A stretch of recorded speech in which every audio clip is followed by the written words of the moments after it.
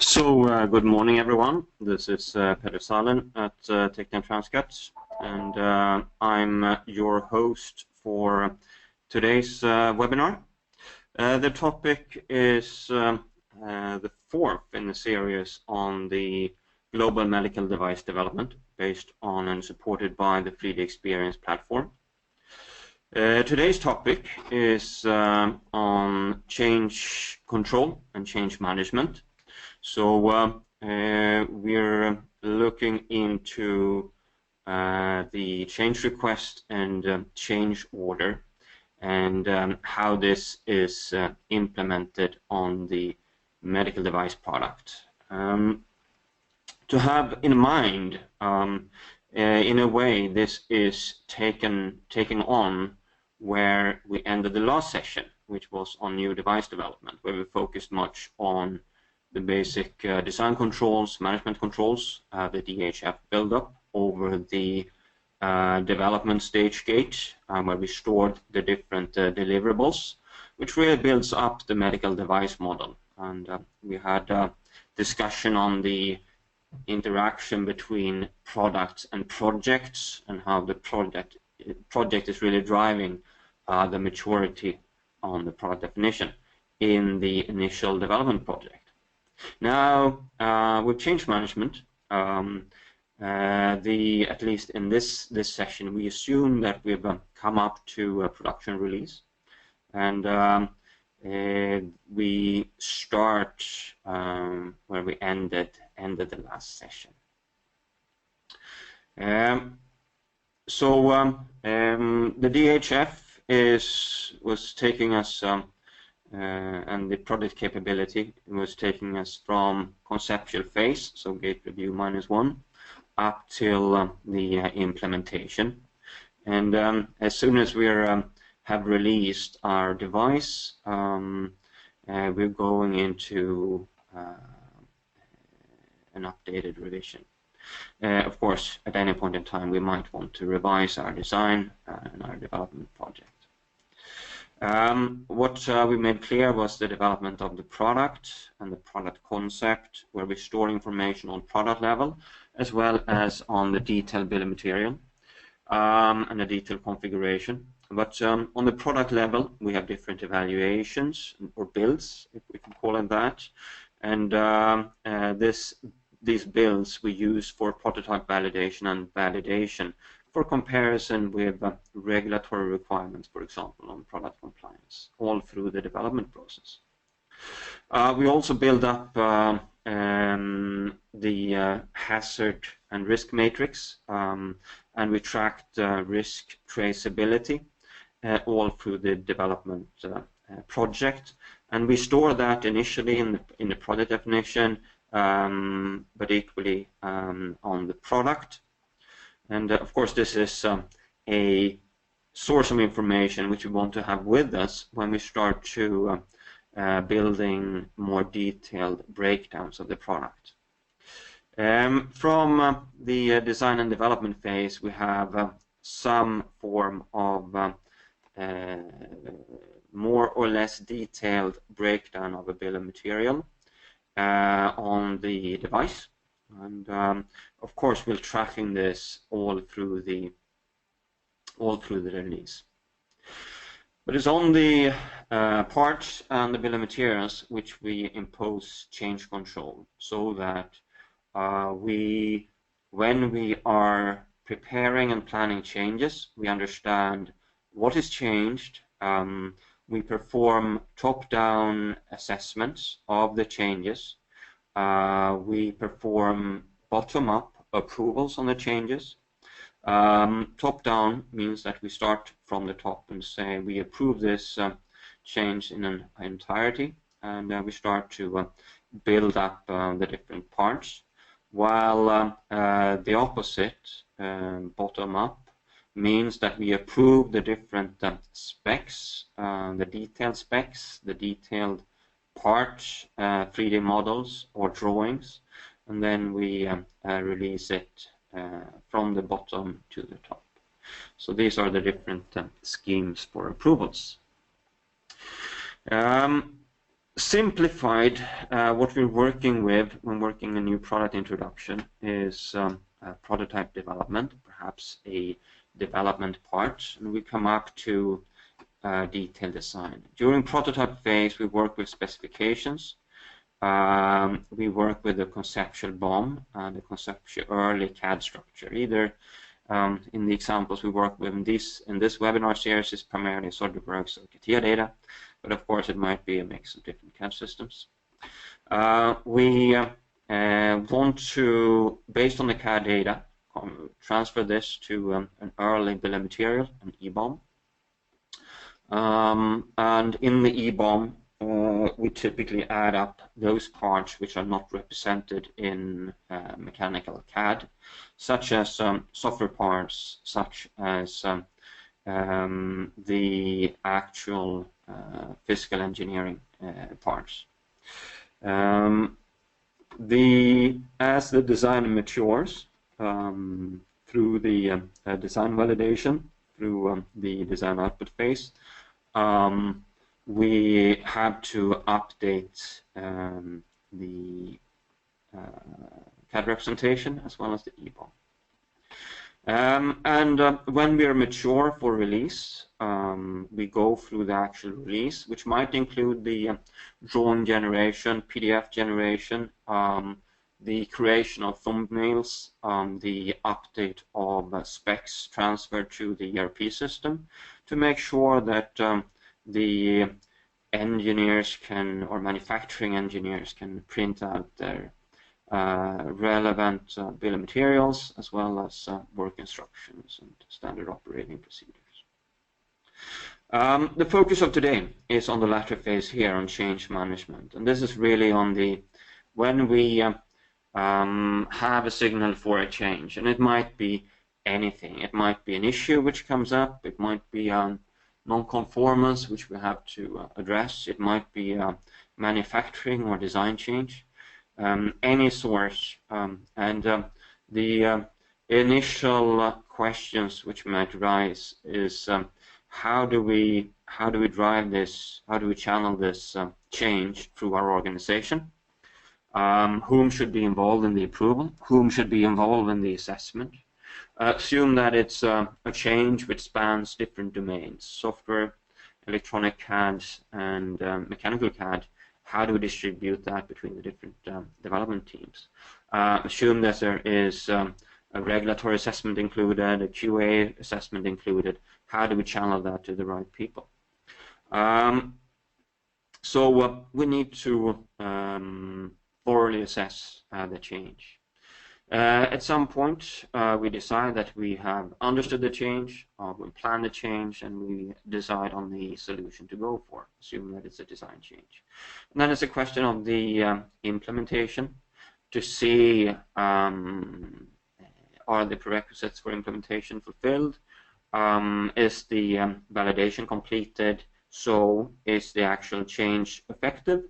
And with that, can we close all related documentation and perhaps all related issues, complaints, or CAPAs, which might impact the change or be a trigger for the change.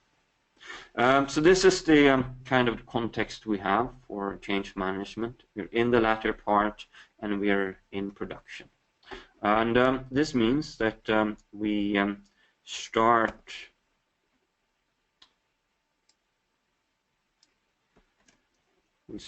the change assessment in we'll work as CAPA in this case. And the example we're working with here, just let me check. This example we're working with here, it's builds on the same example we've seen in previous sessions. So when entering the system, I might start from my dashboards, for example. I'm Kathy, manufacturing specialist, so I might be the one which is preparing manufacturing for release, setting up the proper bill of material, and reviewing SOPs and work instructions. I might want to start with a graphical display on the DMRs with the breakdown on the different components which might build up the DMR. Breaking it up on BOM, EBOM, MBOM, reference designators, packaging and labeling details, whatever it might be. I use this graph to filter out what I'm interested in. Since we're working with the DMR, it's site-specific, and I could potentially use the global viewer to pick out different locations, if that's what I'm interested in. And there are different possibilities to filter out a proper entry. In this example, we'll start off with, okay, seems my shortcuts are a little bit slow to load this morning.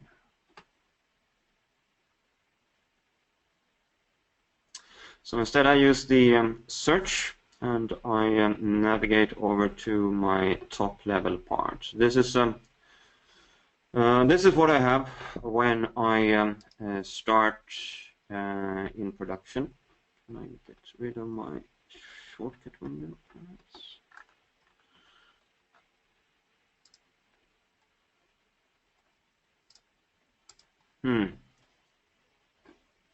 I will switch over to Internet Explorer and see how that.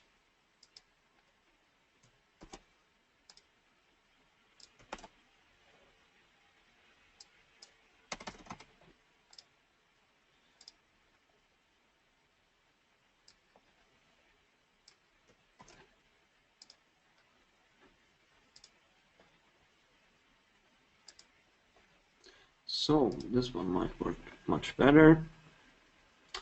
So let's see.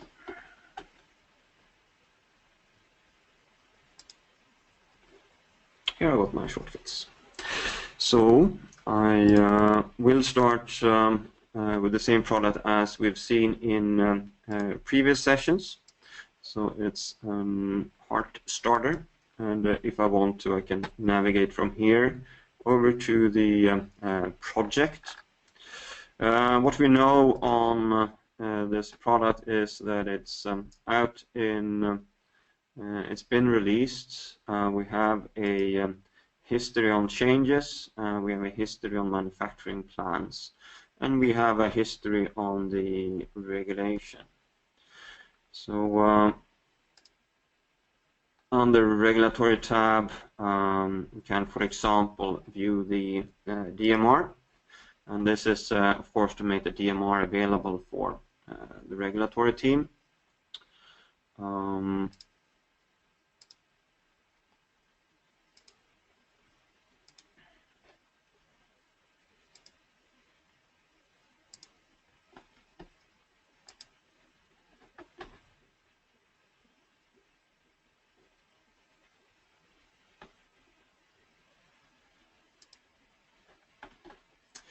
And I'll go to the top level node and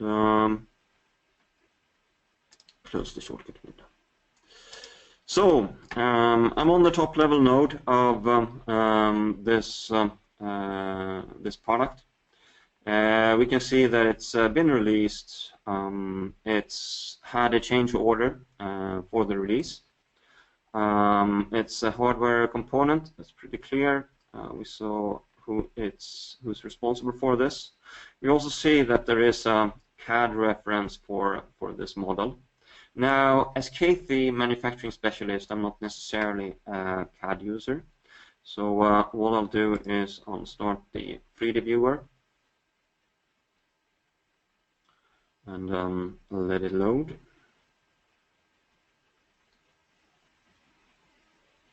And this 3D viewer is part of the platform. So it's wherever I'm working in the system. It's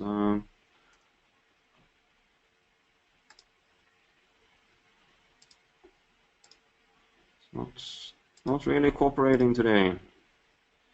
So let's see if we can get the 3D view started here.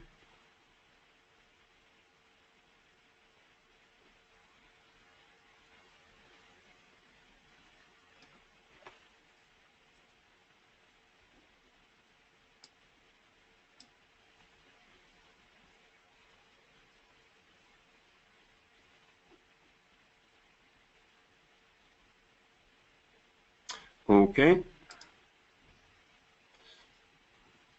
Same issue here. Okay, I'll let it play that one.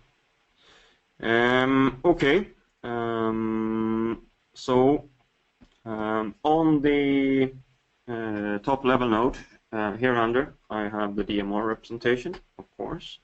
I also have an eBOM view, and of course the reasoning here is to derive the DMR from the eBOM view, an eBOM common, and reflected by the MBOM, so that I have a site-specific DMR. And for those of you who haven't worked much in 15X, there is a new tree viewer and graphical view on the bill of material, where you can easily navigate pretty large structures and get a good idea. Of course, these structures are built up from the CTR images, which are stored when I store a SolidWorks or CATIA model towards the 3D Experience platform. I can use this smaller window here to navigate, and it's quite useful and an efficient tool for navigating large structures. For the understanding of a bill of material, I have several different reports on the structure and for comparison. Comparison on the BOM level is to compare on top node level to any underlying structure in any other part. The effectivity report indicates will display the effectivity of a certain implementation, and the approved vendor list reports are related to of course, the suppliers in if we keep that information in the structure. I have the DMR information under a specific tab. And if I want to understand the DMR, I typically work with the refinements. And as I said, I might be interested in specific DMR for a specific site. Assume that there is an audit or local review, and I might be interested in the current release and what's coming. And it's will update the display on depending on what I filter on here. For the effectivity, I can search for different dates. And, since I had issues with the viewer previously, I doubt that this one will work as well. I have filters on the different tabs here, so assume that I'm interested in one specific node here. As soon as I select it in the filter, it filters the table. So it's also a good way to really work through the different more complex DMRs and structures. If I have a breakdown of the different design controls categories, design input, design output, etc., I can filter them here as well, of course. Okay. So for change control, The capabilities which we have is under engineering change and create change requests. So as you might be familiar with, since 2012 or so, Dassault Systems introduced a new change process consisting of the model with the change request, change action, impact assessment, and change order. So a more fine-grained change model compared to the traditional ECR and ECO. And we have been working with this in different implementations, we're understanding this model more and more. Of course, it's always a question of the migration effort. What's a good time for a switch to the new model? But there are many good reasons for a switch, and I'll come back to these motives later on. I launched the change request from standing on a particular part, and if I've activated here, it will automatically connect to that level. I can connect, of course, the parts, the documentation, the CAD data, 3D data, or 2D data, whatever it might be.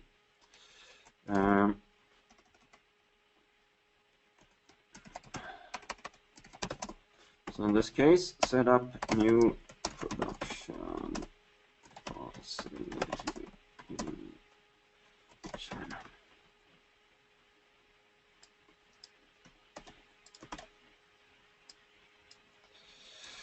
The responsible organization for the change is the one who's taking the key responsibility, and that might channel the change request to a specific pool, which is monitored by a change board for that particular organization. Alternatively, that it's automatically submitted to people of a part of the organization with a particular role, and these users will get a notification as soon as they receive it. Reported against is extending the scope if I want to extend it. I can point out the change coordinator, which is a person, and it could be filtered based on role, for example. Category of change is important. Also, with the new change process, we have completely new possibilities to set up change templates and set up configured workflows for different change templates. Also unique for a change template might be specific questionnaires or questions. So a typical example in this case would be for the DMR change, a new site, will a new manufacturing regulatory request be required, or a manufacturing approval be required? And do we need to inform our notified body?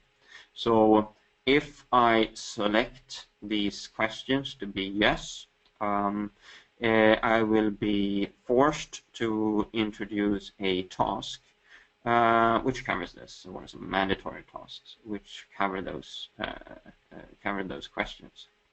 Also, I can have predefined workflows, of course, for typical different kind of changes. So if it's a drafting error, it might be a very minor change. It might be that we handle typos in CAD designs with a specific role, and that is allowed to release changes of certain categories with a very simplified change process.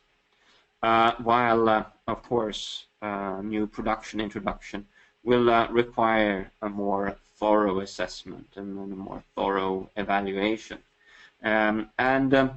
What is more is that if we have a certain category of change, we do not only want to trigger the changes which you saw here in the DMR, of course, but you might want to cover all aspects of the DHF and the stored the design controls deliverables. So typically reviewing the risk analysis, reviewing the really the core setup of the product definition. And these can now be easily configured and set up. But in this case, we'll have a new production introduction, severity medium, reviewers and approvers. I mean, the setup you see right now is an out-of-the-box setup. And in this case, we've said we'll do a manufacturing review, so we better have the manufacturing route. And this might be replaced with workflows if that's what the way I'm set up the system. For the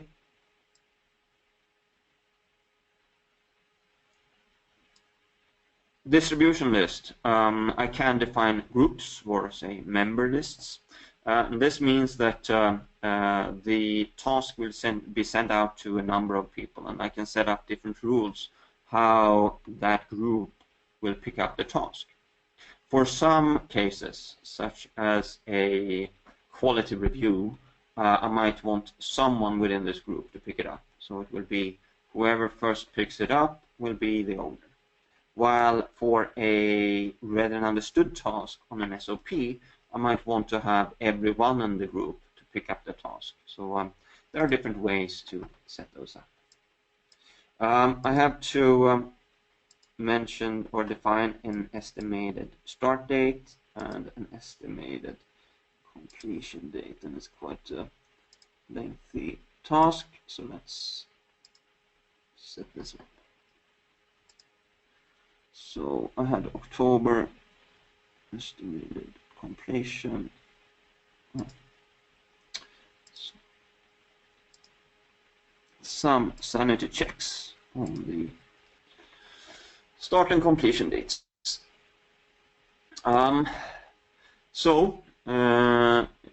With this, I've created the change request, and it's really in its early start and assessment.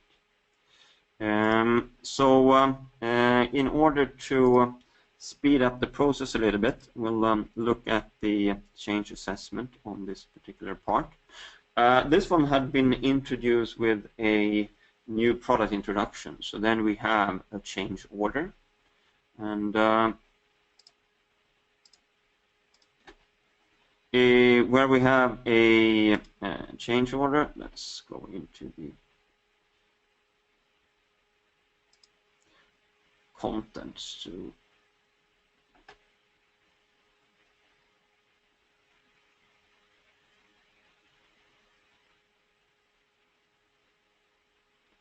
show how the different affected items are structured. So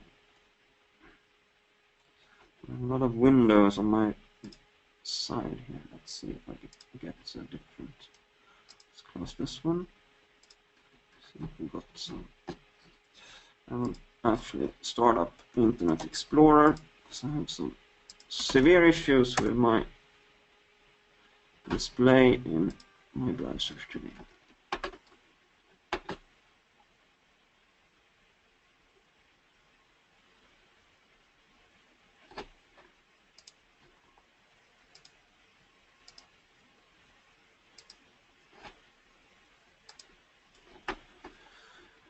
So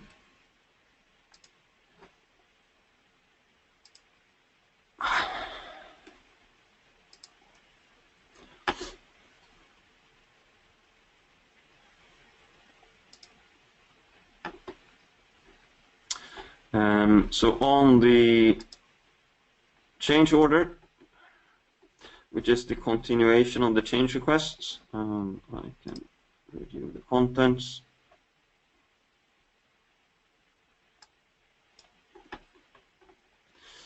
And Thank you. What we see here are the different contents of a change order with different parts, different drawings. So those are typically managed by the designers. Well,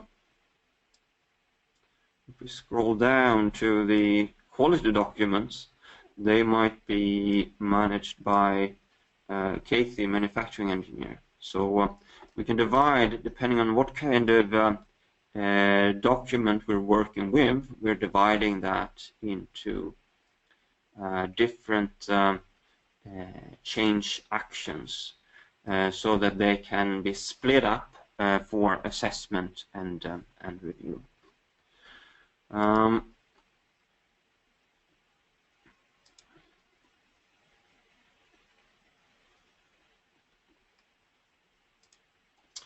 We have show a somewhat similar example.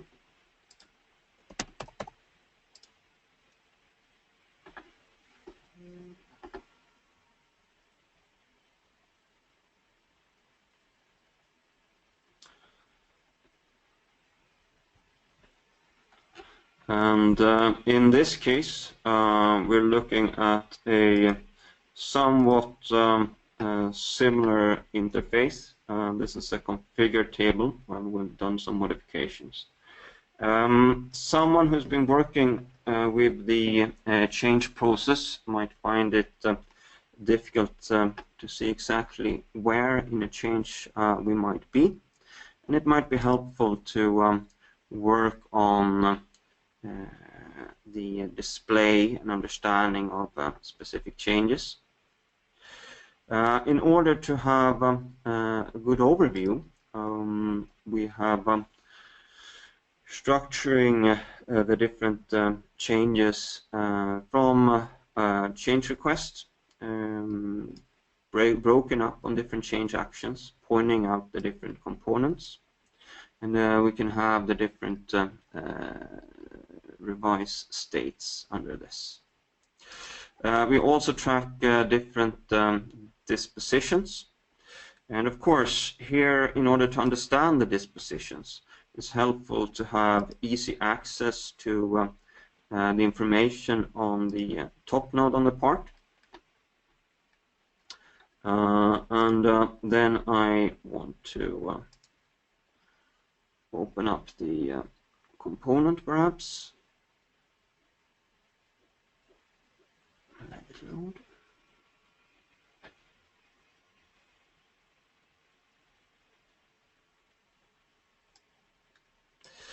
And on this top node, we can, in this case, we're displaying information, for example, from the ERP system, so we can clearly see what's the stock level. And with that, we can also understand what kind of dispositions should we work with. When it comes to the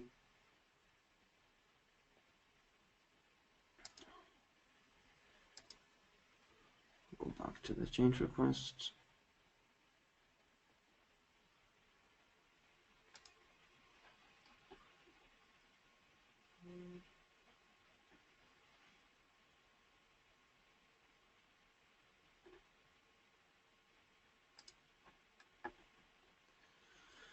Also, what's important when standing on the component is to understand, okay, what is the actual impact on this bill of material. I might be standing on the lowest level in a bill of material. Let's take another example. This one we can use.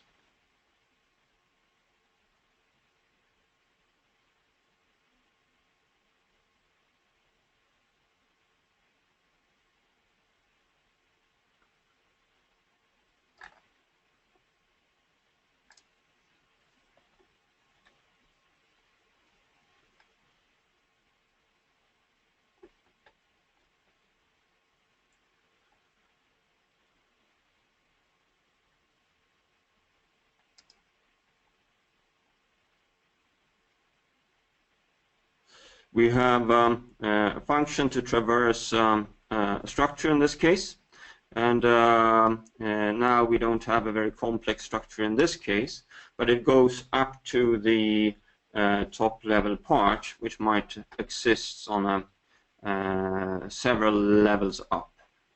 In a similar fashion, we can identify whatever spare parts we have in between our current component and the top level nodes.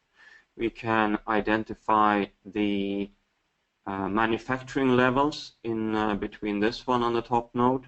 We can identify the purchasing levels in between this node and the top node. So we have different possibilities to for a detailed review on the structure and understand the dependencies in between to really see how severe, how extensive is this change, and how difficult will it be to drive this change. Okay, so that's a glimpse on the capabilities to create changes and track changes. When I'm in the change request, I can also initiate a change workflow, and we're using the collaboration functionality to trigger a change. I will switch to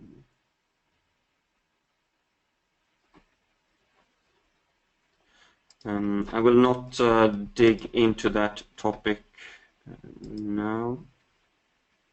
Let's see what we have on this one. I will leave that topic for now. I hope this gave you an idea of the change capabilities. Typically, the steps we track is to initiate the change request, create it, and that we can do on any level or any set of components or parts. We categorize the change, determine what kind of change is this, and that determines the questionnaire and the candidate items. And then we set the route through the organization, who will actually evaluate it. Then it's submitted to the evaluator, and as soon as it's picked up by the change coordinator, she will perform the detailed evaluation. So determine candidate scope, perhaps, review it from a general level. Most importantly, define who will do the detailed analysis and send that off. And as soon as we've divided it up into the different change actions, for each and every set of change action, we can determine the candidate scope. And we have support to define default candidate scope depending on the type of change. We determine the technical financial feasibility, for example, through reviewing information from the ERP system, information on complaints and CAPAs and non-conformances. We, when done, evaluate and plan the change implementation. And this might be a resource review and, of course, an impact review. And then we select the design for the change revision, implement the change, validate the change, store the records, follow it up the status, update the documentation, check final effectivity, close the change, and any related documents. As a summary on the new change process with 3DX compared to the old one, which was called the ECR-ECO process, the new one called change request, change action, change order process has the following advantages. It's one change process for the complete enterprise. It has different change templates, so I can categorize my changes in a detailed way, especially to set up questionnaires, to set up the different relevant tasks, and set up the list of candidates items. we also configure this identification of the top level nodes and whatever is in between, depending on the template. So assume that I'm working with CAD data. Of course, I want to have candidate identification involving CAD 3D models and 2D models drawings. It allows me to set up a cross-functional scope and divide it up, so I can merge and split different change actions for much more smoother execution of the changes. So I can avoid blocking ECOs, for example, and rather merge and split the different change actions, for example, for late software changes. It can be workflow driven, so to set up the discussion and workflow tools to have a good overview on the approvals. We typically set it up with ERP integrations on stock levels, on install base, to have this information directly available in the CR and CO dialog. We have for the later releases of License Secure, we've introduced hazard and risk management. And of course, that's an essential part in the updates of changes. So that's a good example of common candidate items added with the latest release. Same is true for all the CAD-related models and drawings. So the example I showed was referring to the DMR, and that's because we're pretty late in the development of the product definition. We can also manage the unit bill of material, so the late maintenance bill of material and the service bill of material with reference to change control. But it goes through the complete maturity of the product definition, starting from requirements to conceptual BOM to eBOM to manufacturing bill of material and to all the document control as part of the DMR instead. So it's a change process which covers really the complete product definition. Okay, with that we're closing today's session. Our time is up, but there is room for some questions.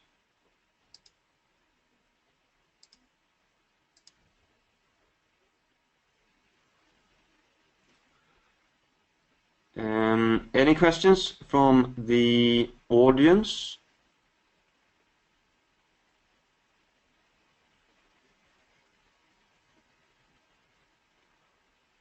Okay, then we will close today's session. I thank you very much for attending.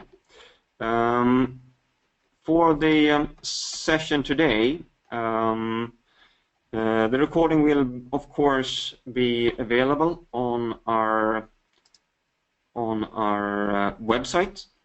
I also want to invite you to the next webinar, which will focus on quality processes.